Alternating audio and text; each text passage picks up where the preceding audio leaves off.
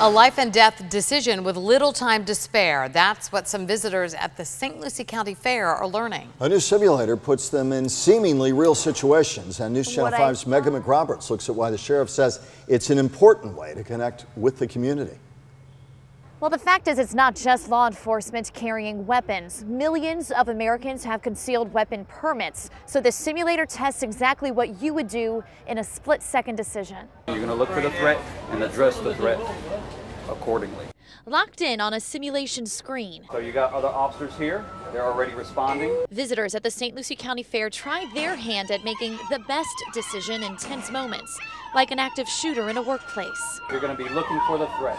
Gina Brashard ultimately shot the attacker. It's like adrenaline going. But not without a few extra shots to spare. I don't know what I would do if it was real. We're responsible as law enforcement for every bullet that leaves that gun. I didn't do anything wrong. I'm not going back there, all right? But others learning situations that seem calm can quickly escalate, like approaching a sex offender talking to a girl. I am not going to go back there.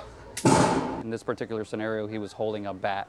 And how would we address a person holding a bat and then eventually maybe swinging it at the officer? Sheriff Ken Mascara says it gives people a taste of what law enforcement faces. It requires a tremendous amount of training for our law enforcement to be able to react to, and we're putting them through the test. And potentially a better understanding of when deadly force is used or isn't used. A lot of times we hear people say, you know, you should have shot him in the hand or you should have shot him in the foot. When you're actually in it, it's a real eye-opener for them. Now the sheriff says even his deputies use this simulator, though they use it as a very preliminary part of much more extensive training. The sheriff going to keep the simulator here every night. The fair is here until 9 o'clock at night.